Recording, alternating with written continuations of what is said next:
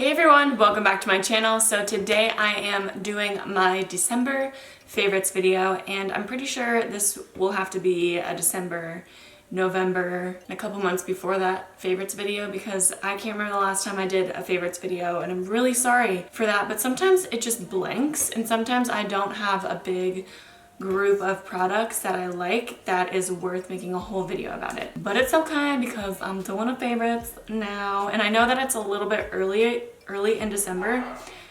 I usually do it at the end of the month or the beginning of the next month, but I have a couple videos planned after Christmas that I want to upload, like this New Year's makeup tutorial, so this will be up on Tuesday, so for anyone wondering. Anyways, I have a handful of products here to talk about, so let's get started. First, I'm going to start with a primer, and I've been talking about this a lot on my channel in my past tutorials and other videos as well, and this is the Flower Erase Everything primer. I'm pretty sure that this is actually supposed to be a BB cream in the color Sheer Tint, but I just consider it a primer. I like it because it has a very unique texture.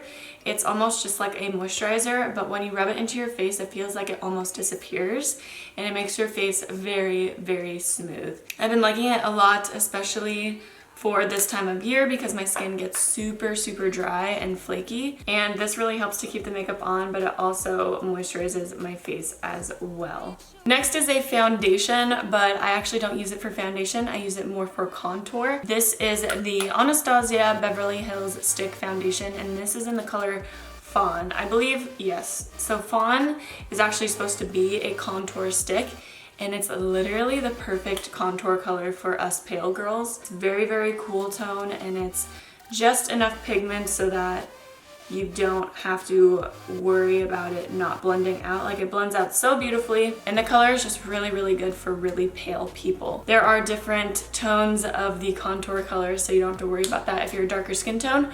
I don't really like the stick foundations as regular foundations. I find them to be really hard to blend out and almost a little too matte. I like my foundations to be kind of dewy, and then I like to set it a bunch with powder to make it matte. Just because when you're working with a really matte foundation, it's hard to blend out, and sometimes it looks patchy and just not even. Next, for concealer, I've been using this stuff like crazy lately, and this is the Kat Von D. Oh my god. And this is the Kat Von D Lock-It Concealer, and I use the color L9 Neutral.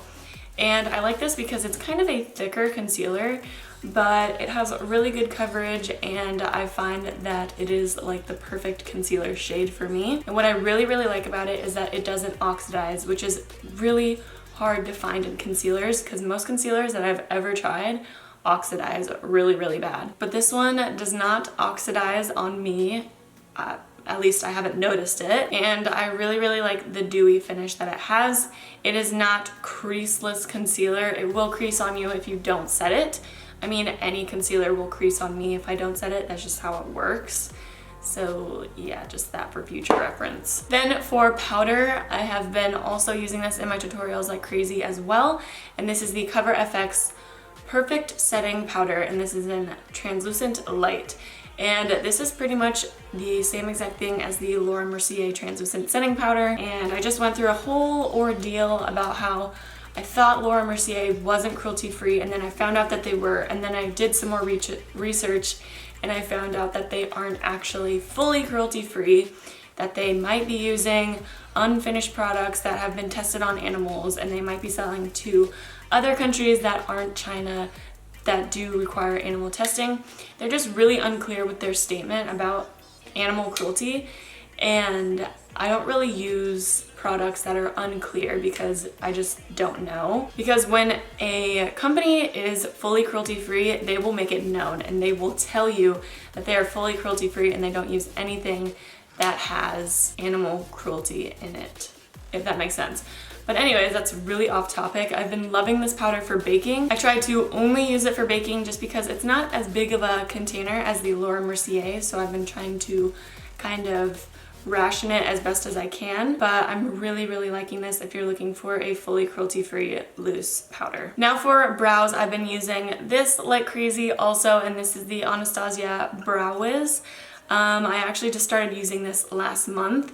It is very, very spendy, and I would compare it to the NYX Microbrow pencil, which is only $10. They're pretty much the same exact thing, but if you're looking for a high-end brow pencil, the Brow Wiz is literally the best thing I've ever tried. I love how slim it is. I love how pigmented it is, and I love how easy it is to work with. Also, the taupe color is perfect. Perfect for blondes. I love the taupe color. Now for mascara, I have been using the Flower Ultimate Zoom In Mascara Lac Cray Cray, and I just found out from your guys' comments, if you twist the end of the wand,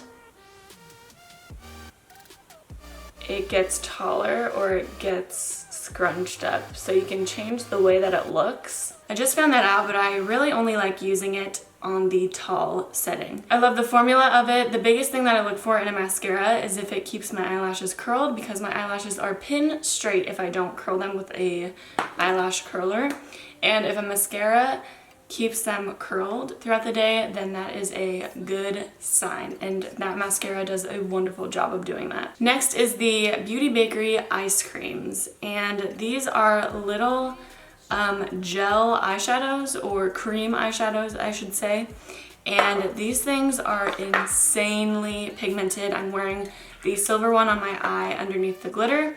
These things are literally so pigmented. I love them so much. I just love them because they are so incredibly pigmented, and the minute they dry, they do not freaking move. And I think that is what Beauty Bakery mostly prides themselves on, is being waterproof with everything, and these ice creams, or cream eyeshadows, whatever you want to call them, are so good. I would honestly recommend them for as an eyeshadow base, because once you put it on your eyelid and once it dries, it will not move. And trust me, it is waterproof, because you gotta kind of scrub it off to get it off. But they have so many amazing colors, and I really like these. These are probably my top 3 favorite ones. I think the silver one is definitely my favorite. It is so incredibly pigmented and it's so beautiful. Next, I'm going to be talking about some eyeshadows, and these are the Anastasia Beverly Hills eyeshadows, and I haven't used these since the beginning of December, I'm pretty sure. I got these only like a few weeks ago, and I'll tell you what, I have fallen in love with them.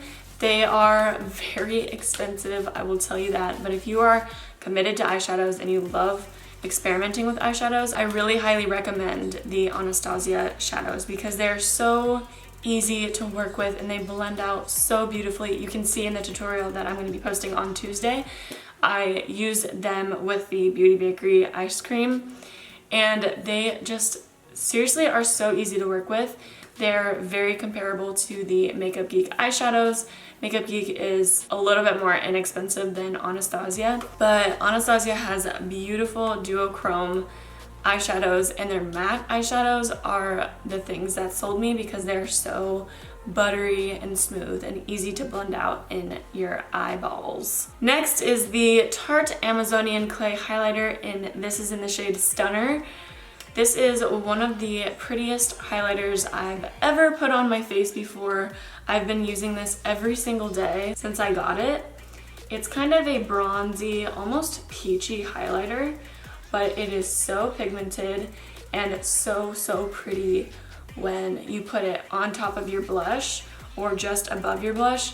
I love it so much, and it reminds me of summer, and I just want to go back to summer because I'm tired of it being cold. But I love Tarte highlighters because they're not too powdery. They're almost creamy, so they don't just like fly off your face. Once you put them on your face, they stay there for quite a while. And lastly, this is gonna be a shameless plug because I had to, and I haven't mentioned it in a favorites yet, but this is my lipstick from Beauty Bakery. This is called the Salted Caramel Mocha Lip Whip, and of course it's gonna be in my favorites. I wear it all the time. It is one of the longest lasting liquid lipsticks I've ever tried in my life.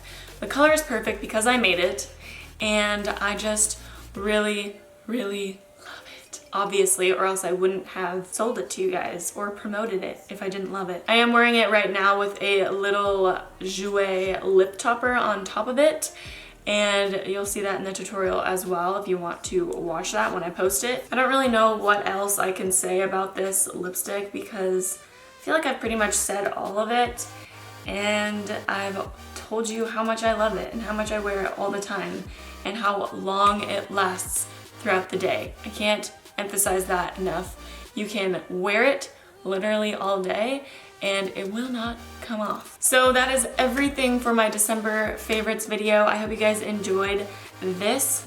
Be sure to stay on the lookout for my New Year's Eve tutorials that are going up next week.